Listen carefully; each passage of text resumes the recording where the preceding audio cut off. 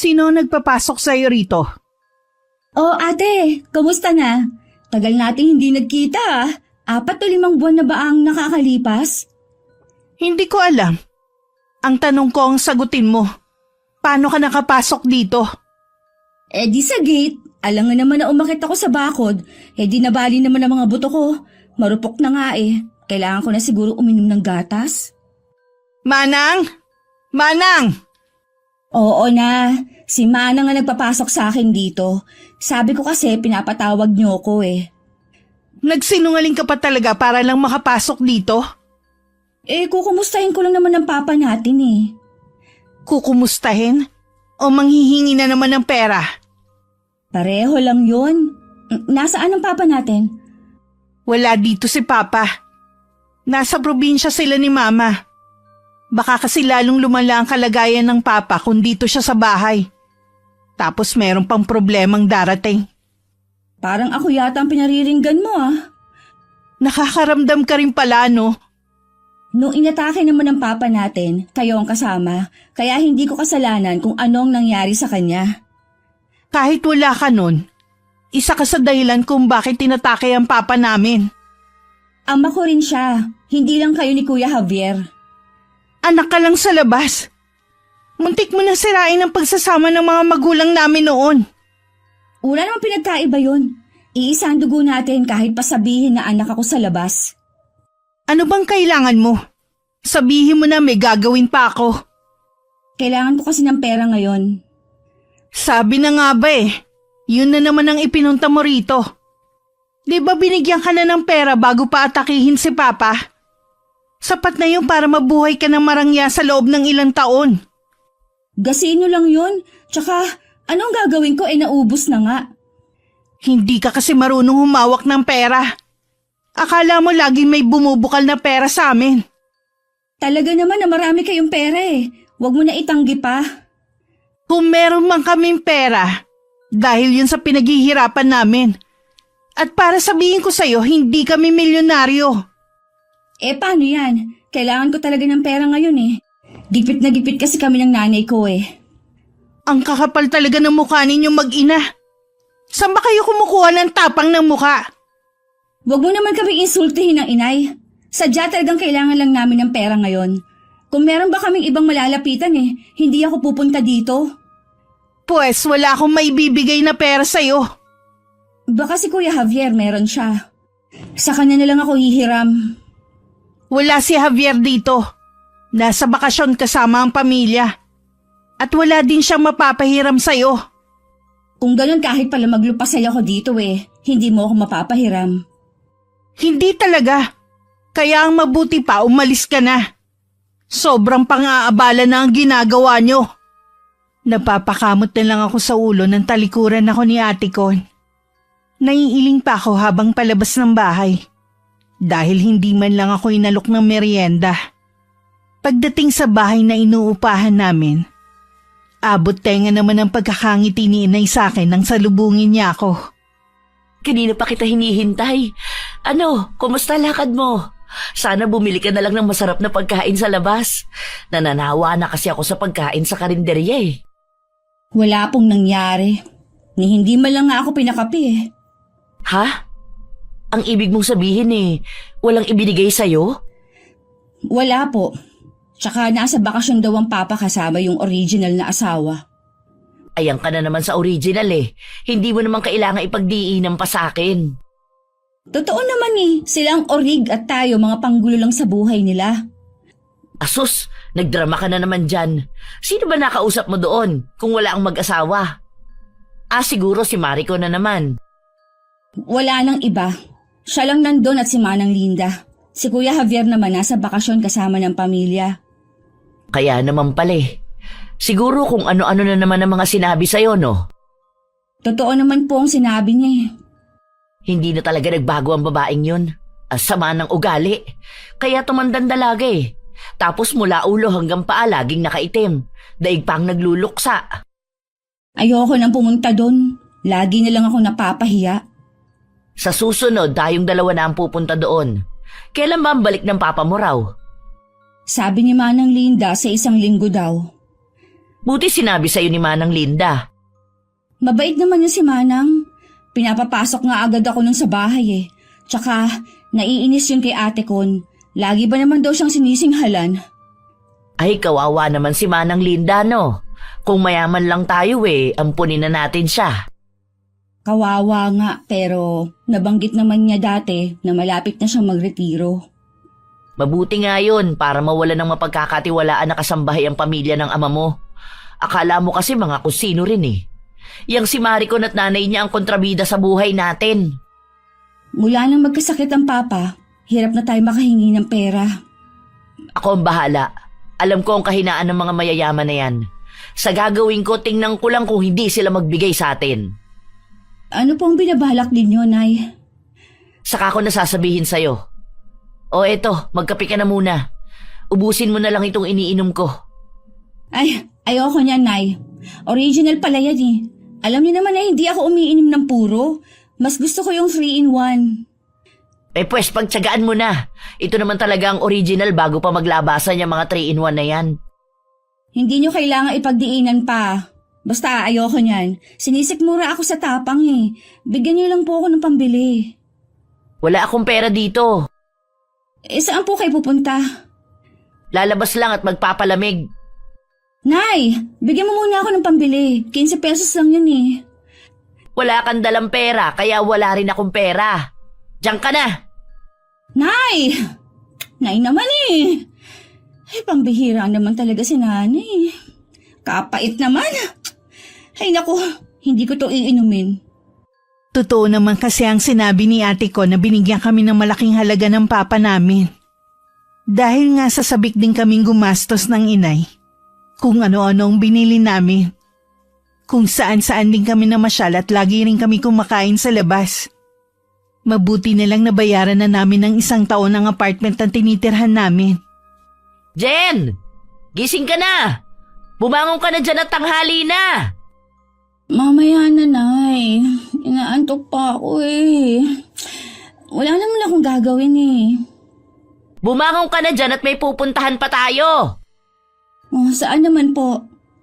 Hindi ba? Ngayon uuwi ang papa mo. Dadalawin natin siya sa bahay niya. Kayo na lang po kung gusto nyo. Galing na ako doon nung nakaraan eh. Hindi pwede na ako lang ang pupunta doon. Kailangan kasama ka. Hanggang ngayon po kasi naiinis pa rin ako kay ate kon. Baka mamaya kung ano na naman ang sabihin nun. Subukan lang niya na pagsalitaan tayo ng hindi maganda. Susungal-ngaling ko talaga ang bibig niya. Kaya tumayo ka na dyan. Sige na. Magbihis ka rin ng maganda, ha? Ha? Bakit kailangan ko magbihis na maganda? Para presentable kang haharap sa pamilya ng ama mo. Kailangan ipakita mo sa kanila na kahit anak ka sa labas, kadugo ka pa rin nila. Dapat kasi, Nay, tinipid natin yung pera na binigay sa atin. Ngayon ka pa ba magrereklamo kung kailan naubos na? Kaya nga gagawa ulit tayo ng paraan para magkapera. Paano po kung hindi tayo bigyan? Hindi nila tayo pwedeng baliwalain dahil kung hindi, guguluhin ko sila. Paano kung hindi sila matinag? Huwag ka nega dyan. Tumayo ka na lang dyan. Ay, heto na nga po. Babangon na. May nakahanda na rin na almusal sa lamesa. Kumain ka na doon. Kailangan may lakas ka sa pagpunta doon. Paano naman po tayo sasabak sa gera eh? Baka kasi manghina tayo. Mabuti sana kung pagdating natin doon pamemeriendahin tayo. Asa pa kayo? Nung galing nga ako dun ni malamig na tubig, hindi man lang ako pinainom. O siya, bumangon ka na. Kanina ka pa hindi ka naman tumatayo sa higaan mo. Tatayo na nga po. Ay, si nanay talaga. Hindi nakaligtas sa akin ang reaksyon ni Manang Linda nang pagbuksan niya kami ng gate. Pinapasok naman niya kami at dinala sa sala kung saan naroon ang mga kapatid ko.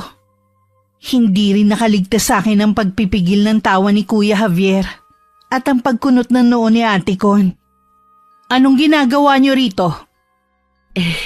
Nandito kami para dalawin ang ama ninyo na si Renato. Hindi pa sila dumadating. Sigurado ka? Kasi sa pagkakaalam ko ngayon ang dating nila.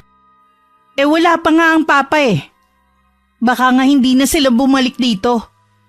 Baka naman kasi itinatago nyo lang si Renato. Mawalang galang na nga po, Aling Rosita. Wala pa po talaga si Papa rito eh. Gumanda po kasing kalusugan niya sa probinsya, kaya baka po matagalan pa sila ron. Ganun ba, iho? Kung ganun pala sa inyo ko na lang sasabihin ang sadya namin. Ano po bang sadya niyo't base na base pa si Geneva? Maganda ba suot ko, kuya?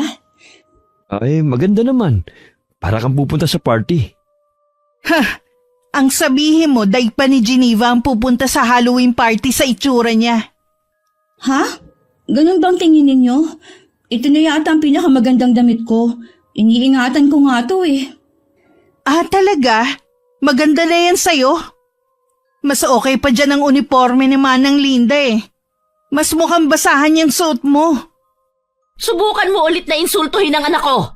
Ingungudgud ko yung uso mo sa makintab niyong sahig. Kayo talagang mag-ina, mga asal pusali. Bakit ba kasi kayo nagpunta dito? Kung hindi namin makakausap si Renato, kayo na lang. Kailangan kasi namin ng pera. May karapatan naman siguro si Geneva sa pera ng ama ninyo dahil anak din siya. Sabi na nga ba pera na naman ang ipinunta nyo rito. Ang kakapal talaga ng mga pagmumukha ninyo, no? Daig nyo pang may patago sa amin.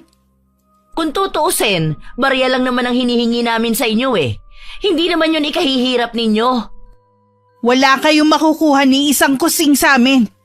Kaya mabuti pang umalis na kayo. Hindi kami aalis dito hanggat hindi namin nakukuha ang perang hinihingi namin. O sige, barya lang baka mong hinihingi ninyo? Ito, mga barya yan. Sige, pulutin ninyo ang mga yan sa sahig. Ito pa Huwag mo kaming insultuhin. Kung gusto mo, ikaw ang pumulot niyang barya na inihagis mo. Di ba kailangan nyo ng pera? Ayan na. Huwag nyo sabihin na gusto nyo pa ng papel. Mas bagay nga sa inyo ang mga barya Masahol pa kayo sa pulubi sa lansangan.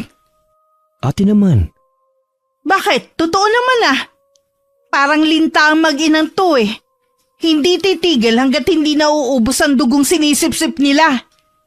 Konting tulong lang naman ang hinihingi namin sa inyo. Hindi naman yun kabawasan sa pera ninyo. Hayan na nga ang pera sa sahig Dadamputin nyo na lang isa-isa. ako na lang magbibigay sa kanila. Kaya namimihasa ang mga yan Hayaan mo sila, Javier. Kapatid pa rin natin si Geneva. Binigyan na nga sila ng pera nun kung saan-saan lang nila ginastos. Sa mabuti naman namin ginastos ang perang ibinigay ni Renato. Nasa na ngayon? Nakabili kami ng mga gamit sa bahay at kung ano-ano pa. Dun lang napunta ang perang ibinigay sa inyo? Aba, magaling!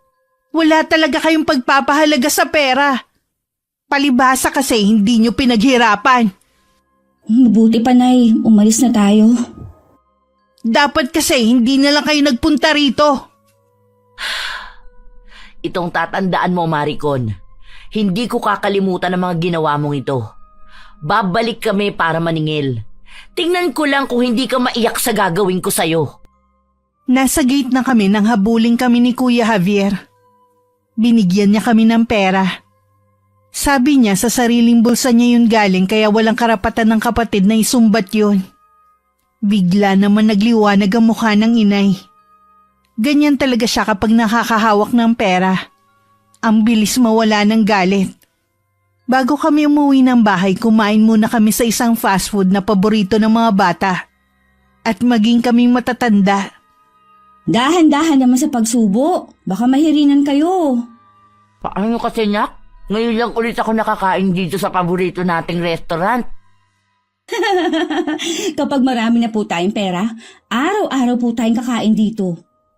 Gusto ko yan, anak. May naisip na naman akong plano.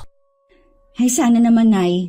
Hindi nakasama ang pagbibihis ko ng maganda sa plano nyo. O bakit? Maganda naman yung damit mo Mukha akong suman na binalot sa dahon ng saging. Trying hard maging ka-level ang mga kapatid ko. Kahit pinakamahal na damit sa mall ang isuot ko, hindi ko sila mapapantayan. Mukha pa rin akong mahirap. Huwag mo na lang pansinin ang bruha mong kapatid. Para sa akin, kahit anong isuot mo, ikaw pa rin ang pinakamaganda kong anak. Natural, yan ang sasabihin ninyo. Nanay ko kayo eh. Gaganti tayo sa ginawang pang-iinsulto sa atin ng kapatid mo. Tingnan ko lang kung hindi niya ibigay ang gusto natin. Gusto ko nga rin makaganti sa kanya eh. Sobra na kasi siya. Parang hindi iisa ang ama namin.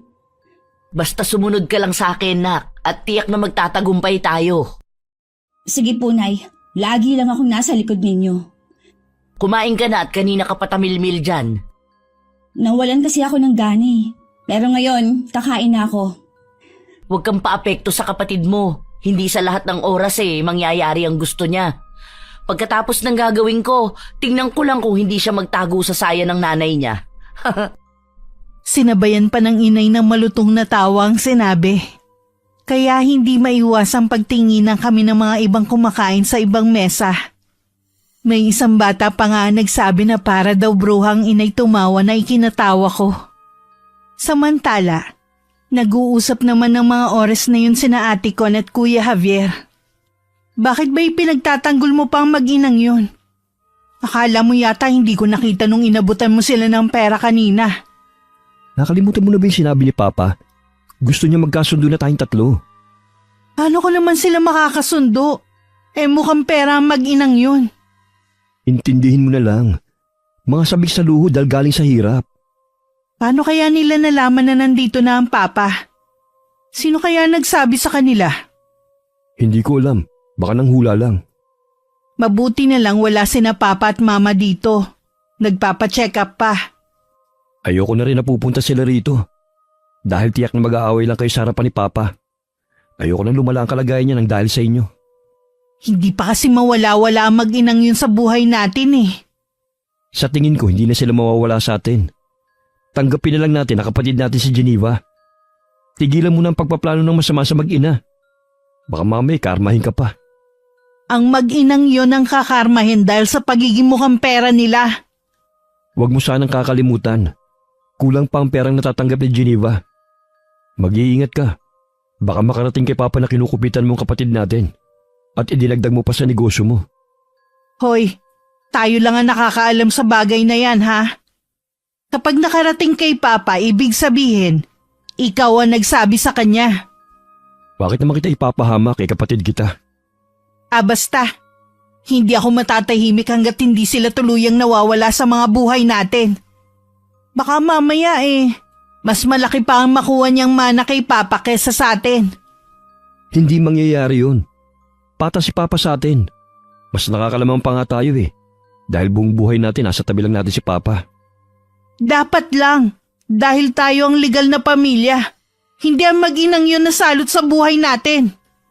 Bakit ba ganyan na lang ang galit mo sa kanilang mag-ina, ha? Palibhasa kasi ikaw, hindi mo nakikita ang paghihirap ng mama noon. Nang malaman niya na may anak si Papa sa ibang babae. Nagtangka pa noon ng mama na kitlin ng buhay niya dahil sa sama ng loob. Mabuti na lang napigilan ko. Matagal na nangyari yun. Dapat kinakalimutan na natin. Hindi na naman apektado ang mama natin Alam ko nasasaktan pa rin si Mama. Ayaw lang niya yun ipahalata sa atin. Ikaw rin ang labis na maapektuhan kapag hindi ka nagpatawad. Matatanda na rin tayo para mamuhay sa puro galit at sama ng loob. Pwes hindi ko gustong makalimot. Ikaw ang bahala. Lalo lang bibigat ang dinadala mo.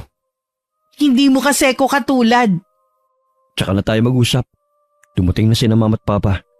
Narinig ko na yung sasakyan Nang sabihin sa akin ni Inay ang plano niya, nanlaki ang mga mata ko dahil sa hindi pagkapaniwala sa sinasabi niya. Pinaulit ko pa yun sa kanya. Pero yun talaga ang plano niya. Sigurado po ba kayo sa plano nyo? Oo nga, ang kulit mo rin no?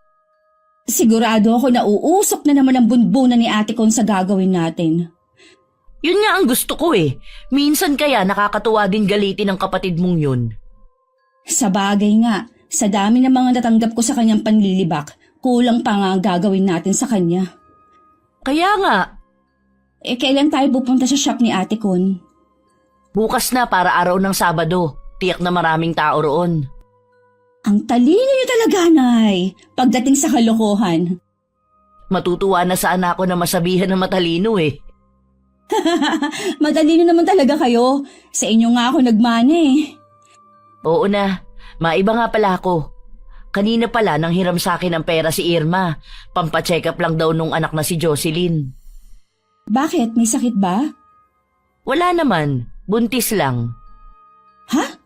Buntis? Paano nangyari yun? Anong paano nangyari yun? Huwag mo sabihin na hindi mo pa alam kung paano nabubuo ang baby. Aba, 30 ka na. Wala ka pa ring alam. Nakakahiya ka, anak. Ang ibig ko pong sabihin, di ba, wala pang 20 si Jocelyn. Wala naman sa edad ang pagbubuntis. Bakit ikaw? Ipinagbuntis kita wala pa akong 20 noon. Malamang nabuntis ng boyfriend itong si Jocelyn. Bakit kailangan pang manghiram sa inyo? Ang lapit ng health center. Libre pa mga gamot. Akala ko ba nagmana ka sa akin ng katalinuhan, ha? Siyempre, ayaw ni Irma na pagpiestahan ng anak niya na nabuntis habang nag-aaral. Oo nga no. Di pinahiram niyo po ng pera. Oo, ibabalik na lang daw kapag nagpadala yung asawa. Pambihira naman talaga. Pinapag-aral, magpapabuntis lang. Iba na talaga ang kabataan ngayon. O paano, maiwan muna kita. Pupunta lang ako sa kapitbahay natin. Ano na naman po ang gagawin niyo dun? May cute kasing baby doon, nakakatuwa. Yun lang ang dahilan niyo? O bakit? Ayaw mo kasi kung bigyan ng apo Asa pa kayo, baka mamaya matulad pa ako sa inyo. Bakit? Gagayahin mo ba ako na pumatol sa may asawa? Siyempre, ang pipiliin mo yung binata. Nako, kay may asawa o binata man po yan, pare-pareho lang sila. O anong plano mo? Buruhin na lang yan. Pwede rin. Bahala ka na nga sa buhay mo. Diyan ka na nga. Kinabukasan, maaga kaming gumayak ng inay para puntahan ang shop ni Ate Con. Gaya ng inaasahan, namumula at kulang na lang lumuwa ang mga mata ng kapatid ko habang nakatingin sa amin ng inay.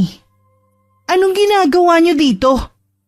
Wala na ba talaga kayong pinipiling lugar, ha? Ang ganda pala ng shop mo, ate. Ganda rin ng mga paninda mong damit, oh. Dapat pala, Nay, dito na lang tayo mamili. Oo nga, anak. Hayun mukhang bagay sa akin. Huwag kayong magkakamali na hawakan ng mga damit dito. Bakit hindi? Baka may mapili ang inay.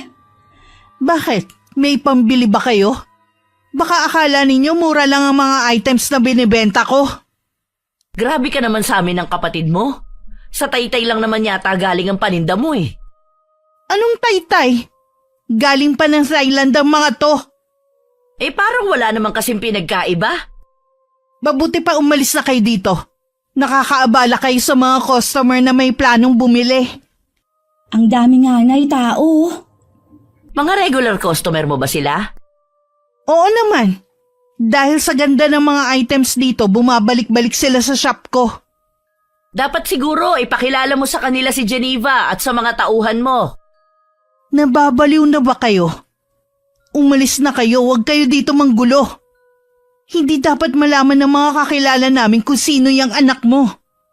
Madali naman kaming patahimikin Anong gusto ninyo? Alam mo naman na pareho kaming walang trabaho ni Geneva. Wala kaming mapagkukunan. Pera na naman sigurado ang gusto nyo mag-ina. Ang kakapal nyo talaga. Total nakakarami ka na ng pang-iinsulto sa amin Mabuti pang mag-eskandalo na lang ako rito. Teka lang. Sumunod kayo sa akin sa opisina. Ano pang tinatayo-tayo nyo dyan? Sumunod kayo sa akin. Sumunod daw tayo, Nay. Sige, ikaw muna ang mauna. Mabuti pa ang tauhan mo, Ate Con, mga palangiti. Samantalang ikaw, lagi kang nakaangil sa amin. Hindi kasi nila alam ang tunay niyong kulay. Grabe ka naman. Tingin mo naman sa amin ni Inay Sobrang sama. Hindi lang yun ang tingin ko sa inyo. Kayo ang anay sa pamilya namin. Huwag mo sanang kalilimutan na ang anay na tinatawag mo kapatid mo. Ang ganda naman ng opisina mo, Tekon. Kailan kaya ako magkakaroon ng ganito? Hanggang ilusyon ka na lang. Huwag na kayong mag-abala pang umupo. Total hindi naman kayo magtatagal. Nagmamadali ka naman? Ay kaya ibigay mo na sa amin ang kailangan namin nang makaalis na kami. Oh, sapat na siguro yan, no? Para maglaho na kayo mag-ina. Oras na bumalik pa kayo rito. Ipapadampot ko na kayo sa pulis. Pangako, hindi na kami manggugulo sa'yo, Iha. Bala kasi namin magnegosyo para hindi na kami mang-aabala sa inyo. Hindi lang pang-aabala ang ginagawa niyo sa pamilya ko. Perwisyo na kayo. Huwag ka na magalit. Aalis na nga kami ng inay. Umalis na kayo bago ko pabawiin sa inyo ang binigay ko.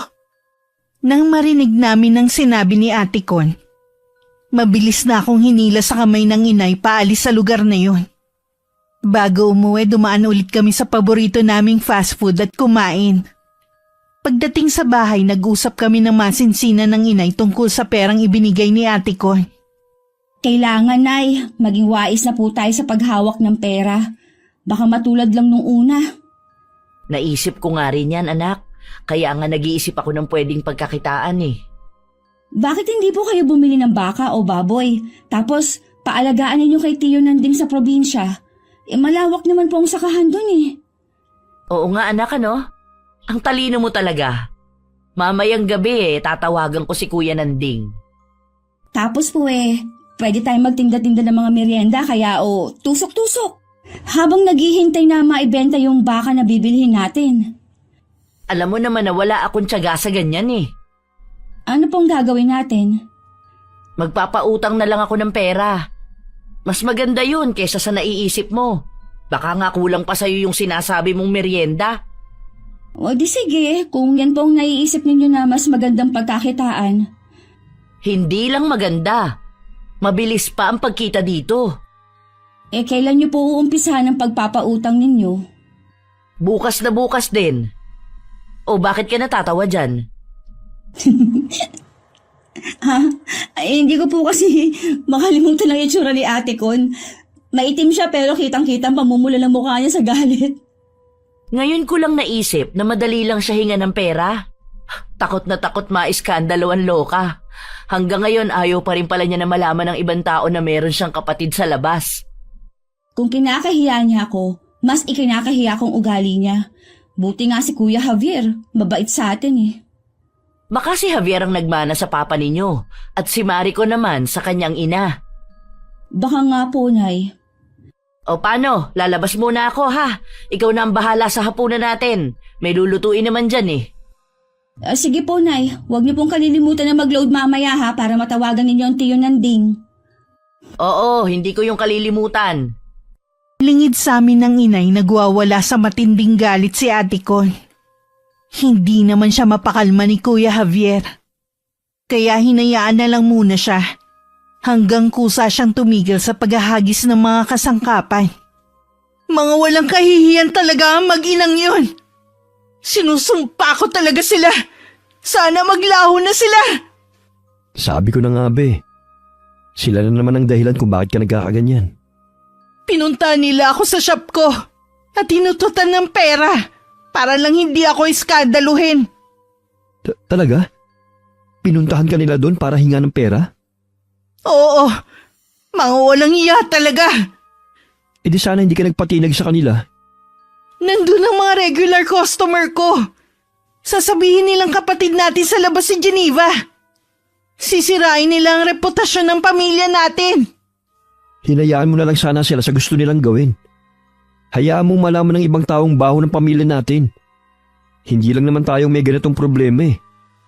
Hindi na bago sa ibang taong may anak sa labas. Sa'yo okay lang pero sa akin hindi. Ayokong may makaalam na may kapatid tayo sa labas. Kahit kailan hindi ko siya matatanggap. Pinapahirapan mo lang kasi ang sarili mo eh. Tanggapin mo na lang kasi si Geneva. Sinabi ng ayoko. Mas gugustuhin ko pang mamatay kesa tanggapin siya sa pamilya natin. Bahala ka na nga. Nasa'yo din minsan ang problema eh. Mabuti pang ang pabayaan mo na lang ako. Wala ka rin kwentang kapatid. Hindi mo man lang ako matulungan. Kaya nga wala na akong ginawa kundi ang payuhan ka. Ayaw mo namang makinig. Hindi lang payo mo ang kailangan ko. Kundi dapat tulungan mo rin ako. Ate naman, Itutulad mo pa ako sa'yo? Bakit? Kapag nagtagumpay naman ako, makikinabang ka rin naman ah. Paano kung hindi mo mapalis ang mag-ina sa buhay natin? Magwawala ka na naman katulad nito. At least may ginawa ko sa pamilyang to. Hindi katulad mo. Nagpapakasama ka na kasi. Huwag ko lang malaman na may ginawa kang labag sa batas dahil lang sa kagustuhan mong mawala sa landas mo ang mag-ina. Patawarin mo ako, ate. Pero ako mismo magsusuplong sa'yo sa mga pulis. Talaga? Kakalabanin mo na ako dahil sa mag-inang yun? Dalawa na nga lang tayong magkapatid eh. Tapos magiging magkaaway pa. Ikaw kasi, sumusobra ka na eh. Mabuti pa lumabas ka na dito sa kwarto ko. Iwan mo na lang ako. Ate, alam mo naman nakakampi mo ko. Huwag lang sa paggawa ng masama. Sana makapag-isip ka. Sige, lalabas na ako. Inuubos niyo talagang mag-ina ang pasensya ko. Humanda kayo sa akin. May araw din kayo. Maayos naman na naging takbo ng pagpapautang ng inay. Nakausap na rin niya ang nakatatandang kapatid at napadala na ang pambili ng baka. Hindi ko alam kung bakit bigla na lang siyang hindi nakontento sa kinikita namin. Gusto niyang hingan muli ng pera si Ate Con kapalit ng hindi naming pag-eeskandalo. Kulang na lang umuso ang ilong ni ate kong kanina. Buti nga sa kanya. Manggalaiti siya sa galit. Kulang pa nga yun kung tutuusin eh. Nay, sapat na siguro yung nakuha nating pera. Umuwi na lang tayo sa probinsya. Doon na tayo magbagong buhay. Hindi pa tayo pwedeng umuwi hanggat hindi pa ako natatapos sa bruha mong kapatid. Teka lang, Nay. Bakit galit na galit kayo kay Ate Con? Ano bang ginawa niya? Ganito kasi yun. Nalaman ko na mula pala noon, ginugulangan ka na ng babaeng yun. Ha? Hindi ko maintindihan, Nay. Yung binigay pala sa atin na pera noon, binawasan niya. Palibasa kasi sa kanya pinadaan ng ama mo, kaya binawasan niya. Paano niyo po nalaman ang lahat ng yan? Sinabi sa akin ni Manang Linda. Talaga po? Siya ang mata ko sa malaking bahay. Matindi ang galit niya sa kapatid mo dahil sa sama ng ugali. Ang swapang naman ni Ate Con. Hindi naman sa kanya ang pera na yun eh. Gaganti rin ako sa ginawa niya. Humanda siya sa akin. Tama yan, anak. Huwag ka magpapaapi sa mga kapatid mo. Porket anak ka lang sa labas tatratuhin ka ng basahan. Hindi na ako papayag mula ngayon. Bago tayo umuwi ng probinsya, kuhanin muna natin ang para sa'yo. Para kahit hindi ka na mag-asawa ayos lang basta mayaman ka. Sige po, Nay. Planuhin natin kung paano tayo makakaganti kay Ate Con. Kaya lang, Nay, hindi kaya karmahin tayo nito? Bakit naman tayo kakarmahin? Si Maricon nga ang may malaking atraso sa atin Kaya siya ang hahabulin ng karma. Puntahan kaya natin ulit siya sa shop niya. Tingin ko hindi na uubra. Kasi ilang beses ko siyang pinuntahan ng hindi mo alam, pero may security guard na. Hindi na rin ako pinapapasok. Mautak din ang kapatid mo Paano natin siya makukumpronta? Di puntahan natin sa bahay nila. Mabuti nga yon para malaman ng papa ninyo ang nangyari. Sige, Nay. Punta tayo sa bahay nila. Gusto ko na rin makita ang papa Kahit ba hindi siya nagpakaama sa akin, nag-aalala pa rin ako sa kanya. Kapag nakita mo ang papa mo, kahit hindi bukal sa loob mo, magkunwari kang nag-aalala sa kanya. Kung kinakailangan patuluin mo yan luha mo. Ang OA naman po nun. Ay basta, gawin mo na lang ang sinasabi ko sa'yo. Para din naman sa'yo yun. Malay mo sa'yo na niya ipamana lahat ng kayamanan niya at hindi nabigyan yung dalawa. Malabo naman po yun. Sila ang legal, tapos sila pa mawawalan. Malay mo naman, di ba? Dahil abala din kami ng inay sa ibang gawain, ilang araw pa ang lumipas bago kami nakapunta sa bahay ng papa ko. Nadatnan namin ng papa ko na nasa wheelchair at hirap sa pagsasalita. Nandun din ang asawa niya, na formal lang na nakatingin sa amin maging si Kuya Javier. Wala nang inaksayang oras ang inay. Agad niyang sinabi ang pakay. Parang gusto ko tuloy pagsisihan ng pagpunta namin doon nang makita ang reaksyon ni Papa. Ano na naman ang ginagawa niyo dito? Ate, huminahon ka lang. Hindi makakatulong kung magagalit ka ngayon. Lagi na lang kasing sinisira ng mag-inang yan ang araw ko Wala na yatang nasa isip kundi mag-eskandalo para makapanghuthot ng pera. Ate, alam na ni Papa ang ginawa mo. Ano? Paano? Kayo mag-ina, anong ginawa niyo? Bakit? Totoo naman Hindi mo binigay ng buo ang perang para kay Geneva. Walang dapat sisihin kundi ikaw kapag may masamang nangyari sa papa ninyo. Walang karapatan ng anak mo. Hindi pa kayo nakontento sa ibinigay ko sa inyo. Talagang nanggulo pa kayo rito. Kapag may masamang nangyari Nasa kay... ospital ngayon si Papa. Ha? Ano nangyari kay Papa? Ayos lang ba siya? Nabigla lang siya.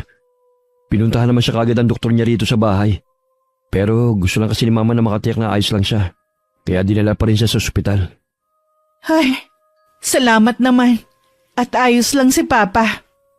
Walang ibang dapat sisihin kundi ikaw kapag may masamang nangyari sa papa ninyo. Bakit ako? Kayong mag-ina ang dapat sisihin. Kung hindi kayo pumunta dito, walang masamang mangyayari sa papa namin. Anong gusto mo? Hayaan na lang ang ginawa mong panloloko? Ha? Ang dami ko na naibigay sa inyo. Makontento naman kayo. Alam mo, hindi sapat yon. Ito ang napapala mo. Ayaw mo kaming tanggapin sa shop mo. Kaya minabuti namin na dito na tumuloy. Ang kakapal talaga ng mukha ninyo. Bakit pa kasi hindi kayo mawala-wala Hindi kami mawawala hanggat hindi namin nakukuha ang gusto namin. Magkano? Magkano ang kailangan ninyo? Kapalit ng katahimikan ng pamilya namin. Wala na kaming kailangan sa'yo. Kay Renato na kami may kailangan. Hindi nyo ba nakikita? May sakit si Papa. Siya pa talaga ang huhututan ninyo. Mga wala talaga kayong puso. Kahit ano pa ang sabihin mo, wala na sa amin yun. Sa amin naman nakakampi ang papa ninyo Kaya kung ako sa'yo, mag-iingat ka sa binibitawan mong salita. Halika na, anak. Babalik na lang tayo kapag pinapunta tayo ng ama ninyo. Saan kayo pupunta? Hindi pa ako tapos sa inyong mag-ina. Uuwi na kami kesa naman makipagtalo pa sa'yo. Bumalik kayo rito. Hayaan mo lang silang umalis. Galit ba sa akin si Papa? Base sa reaksyon niya, oo. Kasalanan talaga to ng mag-inang yun Walang dapat sisihin kundi sila. Nagtataka lang naman ako kung paano nila nalaman ang bagay na yun. Sabi mo nga tayo lang ang nakakaalam. Hindi ko alam. Wala na akong pakialam kung paano nalaman ng mag-inang yun. Galit na rin naman sa akin si Papa Ngayon lang ang galit ni Papa. Pero mawawala rin yun. Kaya huwag ka na mag-alala. Sana nga talaga panandalian lang ang galit ng Papa. Akala ni Ate Con mawawala agad ang galit ng Papa namin. Pero tuwing nakikita siya, ipinagtatabuyan siya. Maging ang mama niya nagagalit na rin. Akala kasi ng Papa namin magkasabwat silang mag-ina. Lalo tuloy nag-apoy sa galit si Ate Con sa amin ng inay. Hindi na yata mawawala ang galit sa akin ni Papa. Ikaw naman kasi. Ilang beses na kitang sinabihan. Pero hindi ka naman nakinig sa akin. Wag mo na akong sisihin pa. Kita mo nga nahihirapan na ako sa sitwasyon Huwag ka muna magpapakita kay Papa. Baka kasi lumalapang sa kanya kapag nakita ka niya. Kahit nga si Mama ayaw na rin akong kausapin Siya na nga lang ang kakampi ko mula nun, galit pa siya. Intindihin mo na lang siya. Pinag-iisipan kasi siya ni Papa na magkasabwat kayo. Walang dapat sisihin kundi ang mag-inang yun. Humanda sila sa akin. Hayaan ka na naman Puro kasi hindi maganda ang mga plano mo. Kaya nagkakandaleche-leche ang buhay mo. Pabayaan mo na lang ako sa mga plano ko kung ayaw mo madamay. Hindi mo ba naiintindihan? Gusto lang ni Papa na magkasundo-sundo tayo bago siya mawala. Hindi yan mangyayari kung lagi mong pairalin yung galit mo. Hindi ako makikipagkasundo sa kapatid nating yun. Total galit na naman sa akin ng mga magulang natin. Pues itutodo ko na ang masamang plano ko sa kanila mag-ina. Anong gagawin mo? Huwag mo nang alamin pa. Baka mamaya makarating pa sa mag-inang yun. Pinaghihinalaan mo ba ako na ako nagsabi sa mag-ina? Tayo lang ang nakakaalam nun. Kaya ikaw lang ang pwede magsabi sa kanila. Ano ka ba ate? Kakampi mo ko. Kahit kailan hindi kita tatraydo rin. Talaga? Hindi na yun ang nakikita ko eh. Mas kampi ka na sa mag-inang yun kesa sa sarili mong kapatid. Hindi porket kinukontra kita, kampi na ako sa kanila. Ayaw lang kita mapahamak. Baka kung ano pa magawa mo dahil sa galit mo.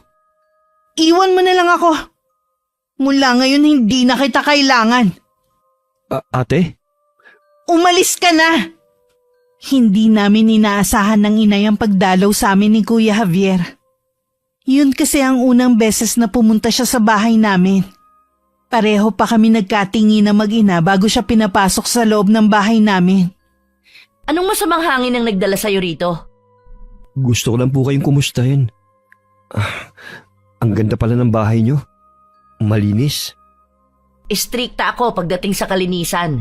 Hindi naman porke nakatira kami sa ganitong lugar eh. Kailangan pati loob ng inuupahan namin makalat na rin. Oo nga po. Kuya, kumusta na si Papa? Ayos naman siya. Yun nga lang, mas gusto niya magkulong lagi sa kwarto niya. Baka dahil ayaw niyang makita ang kapatid mo. Ganun na nga po. Kahit sino naman magagalit sa ginawa ni Maricon. Napakaswapang ng kapatid mo pagdating sa pera. Kaya po pala ako nandito. Una para humingi ng kapatawaran sa ginawa ng kapatid ko. Pangalawa po para sa'yo, Jen. Gusto ko sana magkasundo na kayo ni Ate Con. Yun kasing hiling ni Papa. Matagal ko na naman na gusto makipag-ayos kay ate eh. Kaso siya itong matigas. Huwag ka sanang susuko. Balang araw ilalambot din ang puso sa'yo ni Ate Con. Sa tingin ko, malabo na yung sinasabi mo. Subukan mo pa rin makipag-ayos kay Ate Con. Wala namang mawawala eh. Kahit para lang sa papa natin. Sige, susubukan ko. Hindi naman ako mahirap kausap eh. Salamat, Jen. Tatanawin ko malaking utang na loob ang gagawin mong to. Kahit magkapatid lang tayo sa ama, tandaan mo, pamilya pa rin tayo. Salamat din kuya. Kahit kailan, hindi nagbago ang pakikitungo mo sa akin. O paano, aalis na ako. Aling Rosita, tutuloy na po ako. Ang bilis naman ng pagbisita mo. Magmerienda ka muna. Hindi na po. May lakad din po kasi kami ng pamilya ko. Ganun ba? O de sige. Salamat ulit, Javier, ha? Ingat ka. Salamat po. Sige, Jen. Tsaka na lang ulit tayo mag-usap. Ay, ang layo talaga ng ugali niya kay Maricon. Pinuri pa niya ang tinitirhan natin. Kung ang ate mo yon, malamang sangkaterbang pamimintas na naman ang gagawin nun sa bahay natin. Hindi naman po niya mapipintasan ng bahay natin dahil hindi siya mag-aabalang pumunta dito. Sa bagay nga, makikipagkita ka ba sa kanya? Oo, gusto ko lang pagbigyan si Kuya Javier. Isang beses lang ako manunuyo. Kapag ayaw pa rin ni Ate Con, di bahala na siya sa buhay niya. Gusto mo ba samahan kita? Wag na po, Nay. Kaya ko naman makipagkita sa kanya mag-isa. Tsaka mabuti na rin yun para hindi kayo makikisawsaw sa magiging usapan namin. Okay, sige. Matanda ka na rin naman. Kaya mo na nga yan. Kinabukasan pinuntahan ko sa shop si Ate Con. Nag-take out pa ako ng pagkain sa paborito naming fast food ng inay para ipasalubong. Ipinatong ko na lang yun sa lamesa niya nung hindi niya tanggapin. Ano yan? Suhol? Baka kasi hindi ka pa kumakain kaya dumaan na rin ako. Alam mo, paborito namin ng inay yan mula nun. Siyempre, yan lang naman ang kaya niyong bilhin eh. Sinubukan na rin naman namin na kumain sa iba, lalo na sa mamahaling restaurant. Naku, hindi gusto ng ina yung lasa. Mas masarap pa daw yung mga pagkain sa karinderya namin eh. Hay, hindi ka naman siguro nagpunta dito para makipagkwentuhan lang, no? Kasi ate, gusto ko sana makipag-ayos sa'yo. Magkapatid pa rin naman tayo eh. Kung ano man ang ikinagagalit mo sa akin, patawarin mo na ako. Sana magkasundo na tayo. Huli na para magkaayos pa tayo. Sinira nyo na nga ang pamilya namin. Pati ako pinasama mo kay Papa. Kung gusto mo, kausapin ko ang papa natin. Para ano? Ikaw na naman ang magmukhang bida at ako ang kontrabida. Gusto mo na namang sumipsip. Ang intensyon ko lang naman magkaayos tayo. Kung ayaw mong kausapin ko ang papa, edi wag. Bakit hindi na lang kayo maglaho mag-ina? Grabe ka naman, te. Maglaho talaga ang gusto mong mangyari sa amin ng inay. Imposible naman yun. Yun lang ang paraan kung gusto mong magkasundo tayo. Iba na lang, te, ang hilingin mo. Imposible talaga ang hinihingi mo Kung hindi mo ko mapagbibigyan, mabuti pa umalis ka na lang. Ate naman. Marami pa akong gagawin. Palibhasa kayo ng nanay mo, mga walang obligasyon. Ang alam lang humingi ng pera. Kung tutuusin, pera ko naman ang hinihingi ko May karapatan ako doon. Wala kang karapatan. Ang perang sinasabi mo pinaghirapan ng pamilya ko. Kayo ni piso walang ambag. Mali ata na nagpunta pa ako dito. Pasensya na kung nakakaistorbo ko sa'yo. Dalhin mo na rin yung pasalubong mo. Dahil hindi ako kumakain yan. Iba ang panlasa ko kesa sa inyo. Sige, te. Aalis na ako. Nadatnan ko ang inay na may kausap na matandang lalaki sa labas ng bahay namin. Mukhang paalis na rin ang bisita niya dahil nagpapaalam na. Natuwa pa ang inay sa dala ko dahil akala niya pasalubong ko yun sa kanya. Sino po yung lalaking kausap niyo? Si Estong yun. Taga doon din siya sa probinsya natin. Kapag bumalik siya, ipakikilala kita sa kanya. Kaya pala, ganun ang bihis niya. Taga-probinsya pala siya. Tapos may tali pa ng panyo sa ulo. Sayang, mukhang gwapo pa naman kahit may edad na. Gwapo talaga yun, lalo na nung kabataan niya. Naging kayo ba ni Mang Estong dati? Naku, hindi. Nanligaw lang siya sa akin noon. Ano daw ang ginagawa niya dito? Aksidente lang kami nagkita kanina. Dinalaw niya ang anak niya na taga rito ang napangasawa. May 10 taon na pala siyang biyudo. Kaya pala para kayong kinikilig dyan. Halata ba? Hindi po. Kulang na lang Mapunit ang bibig niyo sa laki ng pagkakangiti niyo. Maiba nga pala ako. Kumusta ang naging lakad mo? Nagmamatigas po si ate kon. Ayaw niya makipag-ayos. Inaasahan ko na yan Nag-aksaya ka lang talaga ng oras mo sa pagpunta doon. At least, pinagbigyan ko si Kuya Javier. Kung ayaw niyang makipagbate, hayaan mo siya. Galit naman sa kanya ang papa ninyo. Buti nga sa kanya. Isa pa po yan sa nagpapagalit sa kanya. Dahil kasi sa atin, galit pa rin sa kanyang papa. Ayaw naman niyang kausapin ko ang papa namin. Magmumukha na naman daw siyang kontrabida. Ay talaga namang kontrabida siya. Inaantok pa tuloy ako. Ang aga ko kasing gumising para paghandaan ang pagkikita namin. Matulog ka na muna para mabawi mo ang kulang mo sa tulog. Ni hindi mo lang na-appreciate ang pasalubong ko sa kanya. Ha? Ito bang kinakain ko na spaghetti at burger Ito sana ang pasalubong mo sa kanya? Opo, pero hindi niya tinanggap Hindi daw siya kumakain ng ganyan. Asus, namimili pa siya. Sige nanay, kumain lang kayo dyan. Matutulog muna ako sandali. Pagkagaling ko sa shop, umalis din si Ate Con. Sa liblib na lugar siya napadpad dahil dun siya itinuro ng kakilala. Isang matandang babaeng humarap sa kanya na tila alam na ang pagdating niya. Matapos makipag-usap, umalis na rin agad siya. Pagdating sa bahay, kinausap siya ni Kuya Javier para kumustahin. Baga kaya ta ngayon. Umaga lang ako sa shop. Umalis din ako agad. May importanteng tao kasi akong kinausap Ganun ba? Hinahanap ka nga pala ni Mama kanina.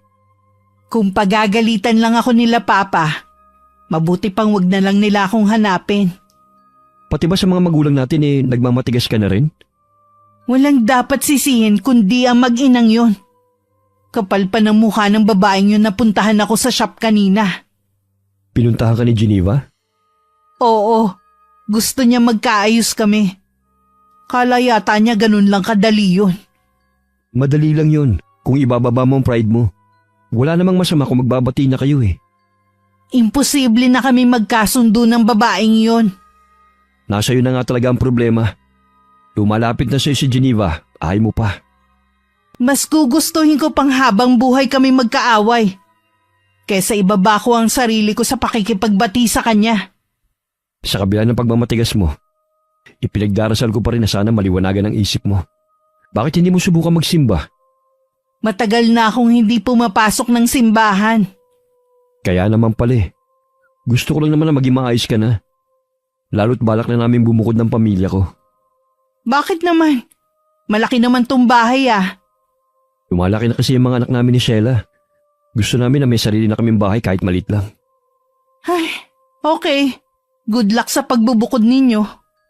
Sana naman makipag-ayos ka na sa mga magulang natin. Tatatlo na lang kayong maiiwan dito eh. Buo na ang desisyon ko. Hindi ako makikipag-ayos sa kanila, no? Wala akong ginagawang masama. Ang magalit sa kapwa ay may tuturing na masama at kasalanan. Huwag mo nga akong pangaralan. Intindihin mo na lang ang pamilya mo. Ako nang bahala sa sarili ko. Nang maiwan si Ate Con sa silid niya, isang imbing ngiti ang gumuhit sa kanyang mga labi. Kitang-kita din sa kislap ng kanyang mga mata ang masamang plano. Samantala, nagising naman ako na mabigat ang pakiramdam. Lumabas ako at naabutan ko ang inay na nasa sala at hawak ang cellphone. Akala ko bukas ka nagigising eh. Nay, may gamot po ba dyan? Meron pa dyan paracetamol. Masama ba ang pakiramdam mo?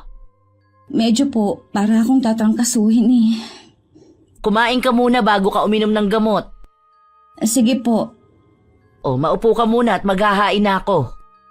ano po ang ulam natin? Nagluto ako ng paborito mong adobo.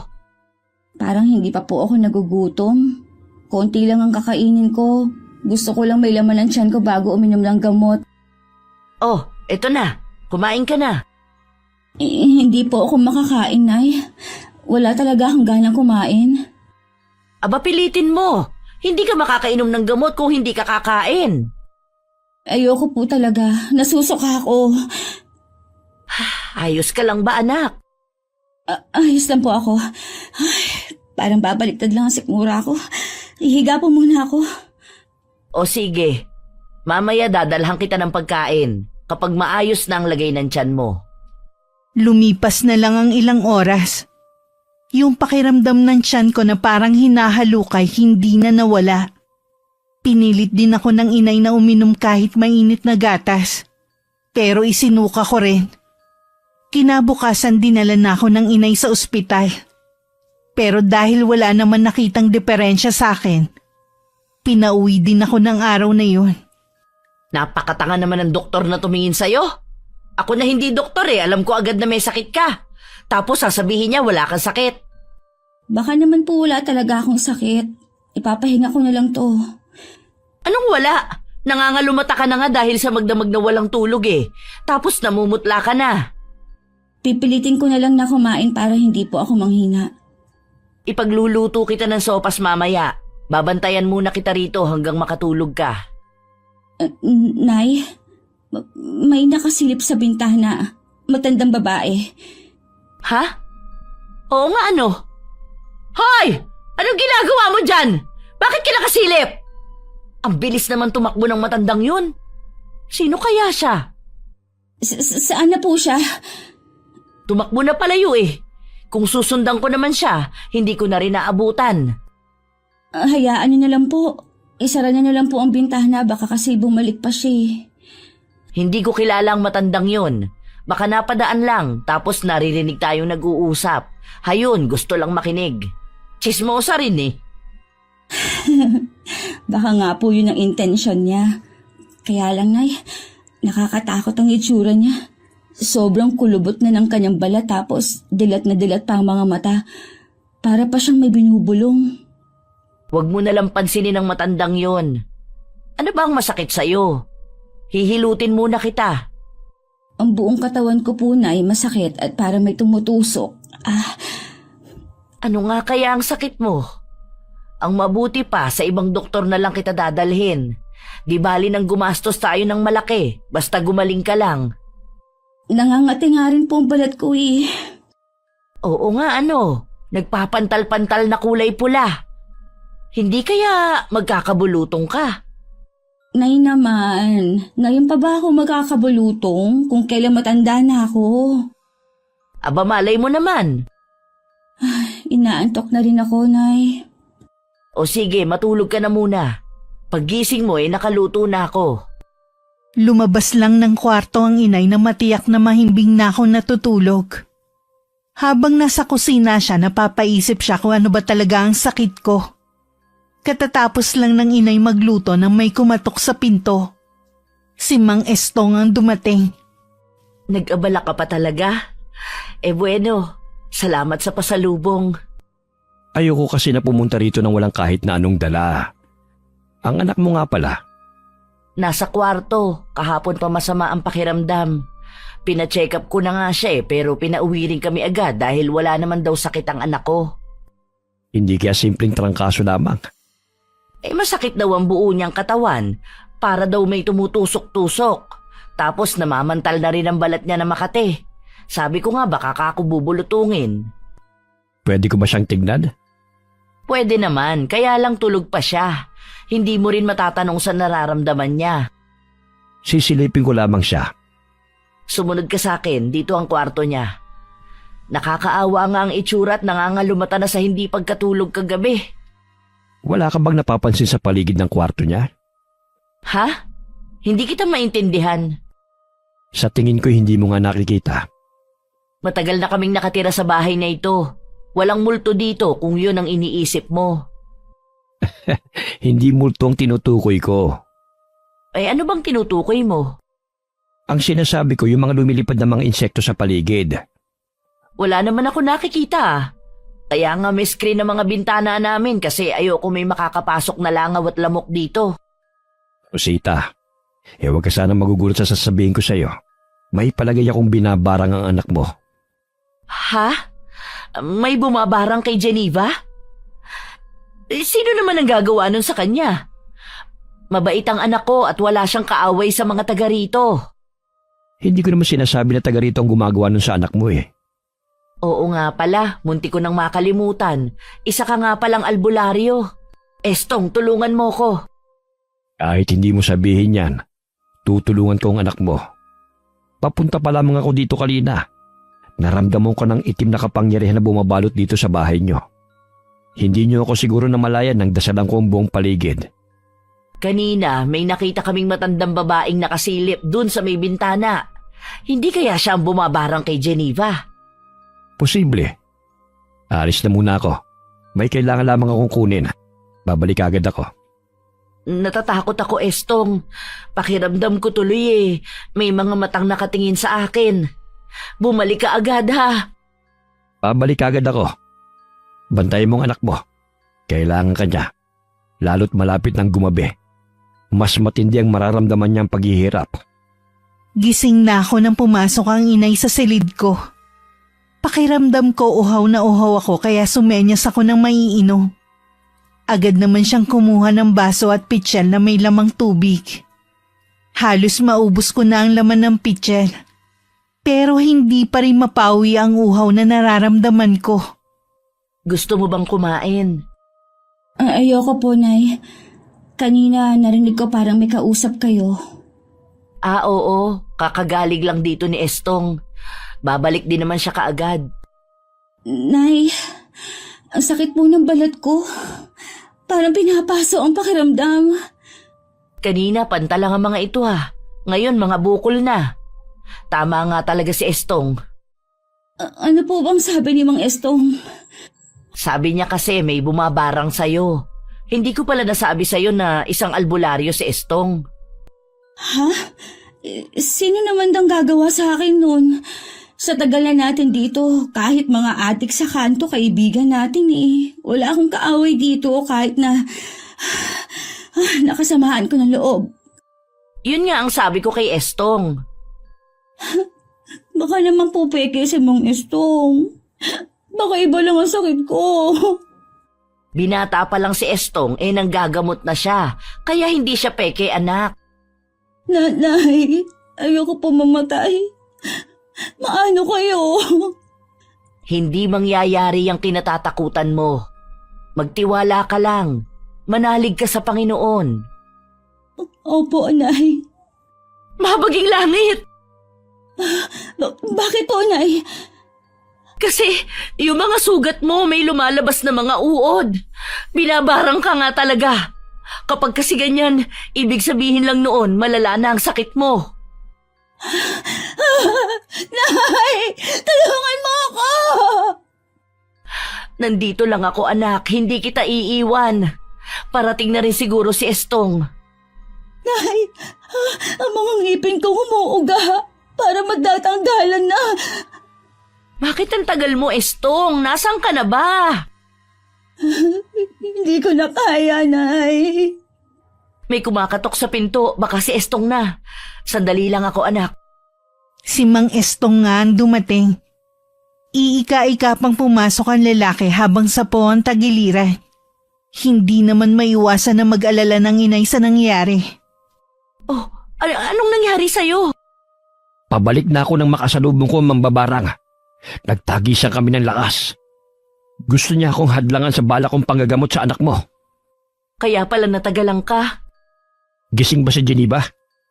Kanina ka pa namin hinihintay. Gising na siya kanina pa, Estong. May mga uod nang lumalabas sa mga sugat niya. Ibig bang sabihin Huwag mong takutin ang sarili mo. Mapapagaling ko siya. Mauna ka nang pumasok. Geneva, nandito na si Mang Estong. Huwag kang matakot, Iha. Hindi ako papayag na matalon ng mambabarang ngayon. Pagagalingin kita. Mang Estong, pakiramdam ko po punong-puno ng tiyan ko. Nararamdaman ko na merong gumagalaw sa loob ng tiyan ko. Huwag kang matakot. Ibigay mo sa akin ang pagtitiwala mo. Opo, Mang Estong. Nagtitiwala po ako sa inyo. Geneva? Bakit siya napapikit? Hayaan muna natin siya magpahinga. Nalaman mo ba kung bakit siya binabarang ng matandang yun? Napag-utusan lang siya. Hindi kaya ang may gawa nito ang kapatid ni Geneva. Yun lang kasi ang may matinding galit sa amin Isang babaeng nakaitim ang nakikita ko sa aking balintataw. Si Mariko na nga, wala nang iba. Ang malditang yun. Hindi ko akalain na aabot sa pagpapabarang ang galit niya sa amin. Mas lalong tumitindi ang kapangyarihang itim. Lalo't matindi ang galit ng taong nais maghiganti. Pupuntahan ko siya bukas na bukas din. Kung kinakailangan lumuhod ako sa harapan niya para patawarin na niya kami ng anak ko, gagawin ko. Magpapakalayo-layo na rin kami kung yun ang gusto niya. Ipagpabukas mo na lamang ang pagpunta sa kanila. Lumalalim na ang gabi. Hindi mo rin kailangang humingi ng kapatawaran sa kanila. Kaya kong pagalingin ang anak mo na hindi kailangan lumapit sa kanila. Naiiyak na lang ang inay habang nasasaksihan ang paghihirap ko. Makailang ulit na pinakiusapan ni Mang Estong ang bumabarang sa akin. Pero nagmamatigas ang matandang babae. Ayaw niya makipagtulungan sa albularyo. Uling pakiusap ko na yun sa'yo. Sige, kung ayaw mong bawiin ang sumpa sa dalagang ito, ibabalik ko na lamang sa'yo ang sumpang iginawad mo. Magdamag akong ginagamot ni Mang Estong. Nang magbubukang liwayway na, nagpaalam ang inay na pupuntahan ng kapatid ko. Gusto ko sana siyang pigilan. Pero walang boses na namutawi sa akin. Ang aga niyo naman pong dumalaw, Aling Rosita. Si Mariko nang sadya ko. Hindi ko po alam kung gising na si Ate Con. Ipinatawag ko na siya kay Manang Linda Kung kinakailangan ka akong gisingin, gawin niya. Dahil eskandaluhin ko siya. Sa aming dalawa, siya ang mapapahiya. May ginawa po ba si ate? Pinabarang lang naman niya si Geneva. Ano po? Barang? Totoo ba yan? Kasalukuyang naghihirap ang anak ko nang dahil sa kapatid mo. Oras na may masamang mangyari kay Geneva, hindi ko mapapatawad ang babaeng yan. Nandito na pala si Ate Con. Oh, ang aga mo namang mga abala. At may kasama pa talagang pagbabanta kapag hindi ako lumabas. Sa tingin mo kaya matatakot pa ako sa pag-eeskandalo mo? Ate, totoo bang pinabarang mo si Geneva? Anong klaseng tanong yan, Javier? Anong tingin mo sa akin? Kampon ng kadiliman? Huwag ka na magsinungaling pa! Walang ibang gagawa noon kundi ikaw! Nababaliw ka ng babae ka. Ikaw ang nababaliw dahil sa matinding galit mo sa amin! Huwag ka mag-alala! Lalayo na kami ng anak ko! Baka kung ano pa ang gawin mo sa kanya! Dapat nun mo ginawa yan. Hindi na namin pag-iinteresan ng pera na para kay Geneva. Sa'yo na lang! Basta lubayan mo na kami! Wala talaga kayo karapatan sa perang yun. Dahil anak lang sa labas ang anak mo. Tama na ate. Sumusobra ka na talaga. Paano mo nagawa sa sarili nating kapatid ng ganong kasamang bagay? Hindi ka na pa talaga natatakot sa Diyos? Sinabi ko Huwag mo na... nang itanggi pa. Alam kong kayang-kaya mo yung gawin. Javier, salamat sa kabutihan mo sa amin, iho. Hindi ka namin makakalimutan. Aling Rosita, kumusta na po si Geneva? Magaling ang albularyo na kaibigan ko. Alam kong gagaling siya. Kapag bumuti na ang lagay niya, uuwi na kami sa probinsya namin. Sige iho, paalam na. Mag-iingat po kayo. Akala yata niya uubra ang pagpapaawa niya. Bakit hindi mo siya sundan? Yun naman ang gusto niya, di ba? Hindi ko alam na ganyan ka kasama. Tutal naman naniniwala ka na ako may kagagawan. Pues oo, pinabarang ko nga si Geneva. Ganti ko yun sa kanilang mag-ina. O bakit hindi ka makapagsalita ngayon? Inaamin ko na nga sa'yo. Kagagawan ko nga lahat. Pa? Ma? Pa? Ma? Kanina pa kayo dyan? Narinig niyo ba ang sinabi ko? Hayaan niyo muna akong magpaliwanag. Hindi makapaniwala ang mag-asawa sa narinig nilang pag-aamin ni Ate Con. Kulang na lang takasan ng ulirat si ate. Tahimik na lang siyang tinalikuran ng mag-asawa. Pati na rin ni Kuya Javier. Sa bahay na abutan akong kumakain ng inay. Gutom na gutom kasi ko na tila ba 1 linggong walang kain. Salamat sa Diyos at magaling ka na. Mahusay pong manggagamot si Mang Estong. Salamat din sa'yo, Estong. Wala yun. O paano? Maiwan ko na muna kayong mag-ina. Uuwi na rin pala ako bukas sa atin. Doon ko na lamang kayo hihintayin. Maraming salamat po sa inyo, Mang Estong. Mag-iingat po kayo sa pag-uwi ninyo. Hay, mabuti na lamang at nandito si Estong. Siya nga po pala, Nay. Humingi siya ng permiso sa akin na kung pwede kayong ligawan. Ano naman ang sinagot mo? Pumayag ako. Alam ko naman po na gusto niyo rin siya eh. Kung hindi ka rin naman papayag, hindi naman ako magpapaligaw sa kanya. Alam mo naman na ikaw ang mahalaga sa akin. Alam ko po yon, pero ayoko pong maging hadlang sa kaligayahan ninyo. Salamat, anak. Kailangan na nating maghanda para sa pag-uwi natin ng probinsya. Ano nga po pala ang nangyari sa paghaharap ninyo ni Ate Con? Hayun, itinanggi niya. Tama lang ang desisyon natin na lumayo na. Baka sa susunod kasi mas matindi pa ang gawin niya sa atin. Iba kasi ang nagagawa ng galit at selos. Pinapatawad ko na rin siya sa ginawa niya. Sana balang araw, mapatawad na rin niya tayo. Aminado naman ako na may malaki rin tayong kasalanan sa kanya. Hangad ko rin ang kaligayahan niya. Sana may magmahal sa kanya. Baka yun ang magpabago sa kanya. 1 linggo lang ay nakauwi na rin kami sa probinsya. Nakakapanibago. Pero alam ko dun namin mahahanap ng inay ang kapayapaan. Kahit saan naman kami tumira, masaya kami basta lagi kami magkasama. May isang bagay pa ang labis na nagpasaya sa akin. Nakauwi ka na pala galing bayan. Bakit parang abot-tenga ang ngiti mo?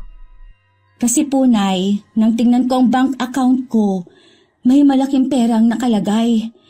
Mukhang ang papa ang naglagay nun. Talaga, anak? Hindi ka pa rin nakalimutan ng papa mo. Sa pagkakataong ito, magiging wais na ako sa paggastos ng pera. Tama yan, anak. Huwag kang gumaya sa akin. Ang pera ko po ay pera na ninyo. Magsabi lang po kayo ng gusto ninyo at ibibigay ko. Salamat anak, pero masaya na ako sa simpleng pamumuhay at sa kayang ibigay ni Estong. Itabi mo na lang yan para sa sarili mong pangangailangan. Paalis na rin ng araw na yun si Kuya Javier at ang pamilya niya. Lilipatan na nila ang bahay na nabili. Wala na rin sa bahay na yun si Manang Linda, ang papa at ang asawa niya. Pinili nilang manirahan sa probinsya at dun hintayin ang huling sandali ni Papa. Wala na nga ang mama at papa, pati ba kayo aalis na? Alam mo namang may plano na talaga kaming bumukod, di ba? Akala ko kasi nagbago na ang isip mo nung umalis ang mga magulang natin. Desisyon namin to mag-asawa. Hindi na magbabagong isip ko. Patawarin mo ko, Javier, ha? Nabulag lang ako ng matinding galit ko. Matagal na kitang pinatawad. Sana gamitin mong pagkakataon na ito na makapagnilay-nilay. Masarap pa rin mabuhay na walang bigat na dinadala sa dibdib. Alisin mo na ang galit sa puso mo. Ako mas matanda sa'yo. Pero ikaw ang may malawak na pag-iisip sa ating dalawa. Paano? Kailangan na naming umalis. Mag-iingat ka dito ha. Huwag mo rin pababayaan ang sarili mo. Dalawin mo ko dito, ha? Oo naman. Dumalaw ka rin sa amin ha. Mahigpit pang niyakap ni Kuya Javier si Ate Con. Nang mag-isa na lang, dun mas lalong naramdaman ni Ate Con ang matinding kalungkutan sa bahay na yon. Magsisiman siya, huli na ang lahat. Magkaganon man, para mapagbayaran ng kanyang mga kasalanan, mas pinili niyang paglingkuran ng Panginoon sa natitira niyang buhay sa mundo. Wakas,